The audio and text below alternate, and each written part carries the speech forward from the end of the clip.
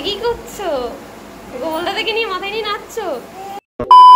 Hello সবাইকে, আমার নতুন একটি ব্লগে তোমাদের অনেক অনেক ভালোবাসা। তোমরা যারা যেখান থেকে আমার ব্লগ ভিডিও দেখো তাদের অনেক অনেক ভালোবাসা জানাই।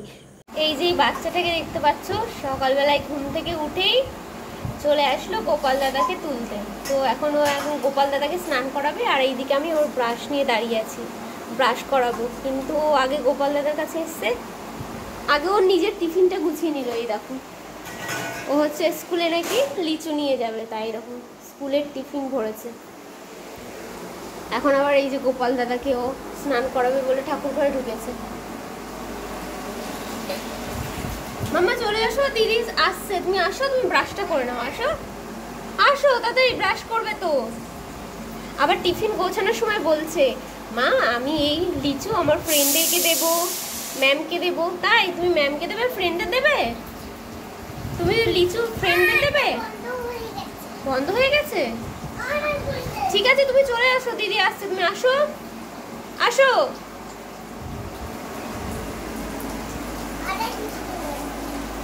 ওরে বাবা, দেখেছো স্নান করার সময় আবার কি বলতে হয়? দেখো, হরে কৃষ্ণ বলছে। গামছা কোথায় গোপাল দাদা?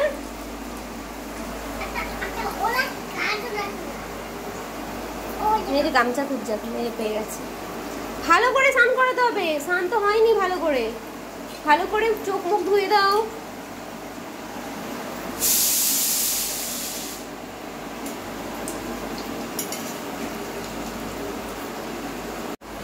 কি করছো? গোপাল দাদাকে নিয়ে মাথায় নিয়ে নাচছো? জামা পড়াবে না? জামা পড়ো, দেখো এটা হবে কিনা। ও, এটা হবে।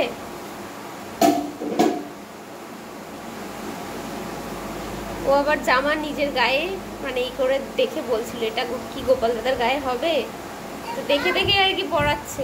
এখন দেখো জামা পড়াচ্ছে। এই যে স্নান করিয়ে গা মুছে এখন জামা পরিয়ে গোপাল দাদাকে বসিয়ে দিই। কত সোনা মেয়ে হয়েছে, একটা লক্ষ্মী মেয়ে। তোমরা যারা আমার ব্লগ ভিডিও দেখো তারা তো জানো যে মাম্মা ঠিক তার গোপাল দাদাকে কতটা ভালোবাসে। সে কিন্তু ঘুম থেকে উঠেই আগে তার গোপাল দাদার কাছে চলে যায়। গোপাল দাদাকে ঘুম থেকে তুলবে, স্নান করাবে, আবার খাইয়েও দেবে। আর তারপর তার গোপাল দাদা পুজো দেওয়া হয়ে যাওয়ার পর আমি তারপর তাকে রেডি করিয়ে দিই। রেডি করিয়ে দিয়ে যখন স্কুলে নিয়ে যাব, সে আবার বলছে যে মাম্মা আমার জন্য একটা খেলনা নিয়ে যাও। তো যখন একটা খেলনা নিয়ে আসি, সে আবার বলছে আমার ব্যাগে ঢুকিয়ে দাও, তাহলে ম্যাম আর আমাকে বকবে না। সে কিন্তু স্কুলে ঢোকার আগে আমাকে খেলনাটা দিয়ে দিয়েছিল। আর এইদিকে এখন তাকে দেখছো তার বাবার কোলে উঠে এখন সে স্কুলে যাবে। আর মাম্মাকে স্কুলে দিয়ে কিন্তু আমি মাম্মার জন্য আর কি বাইরে অপেক্ষা করি, আর আমি বাড়িতে যাই না, একবারে মাম্মাকে নিয়ে বাড়িতে যাই। তো এইদিকে মানে মাম্মার যে খেলনাটা আমি নিয়ে এসেছিলাম সেটা তোমাদেরকে কি বলবো, একটা প্র্যাঙ্ক ভিডিওর মতনই হয়ে গেছে আর কি। আমি খেলনাটা নিয়ে বসেছিলাম আর কি ফোন ঘাটছিলাম। একটা মানে জেঠু আর কি রাস্তা দিয়ে যাচ্ছিলো, হঠাৎ করে দাঁড়িয়ে মানে পুতুলটার দিকে আর কি দেখছিল, ভেবেছে কি একদমই অরিজিনাল, মানে সে বুঝতেই পারেনি যে এটা একটা খেলনা পুতুল।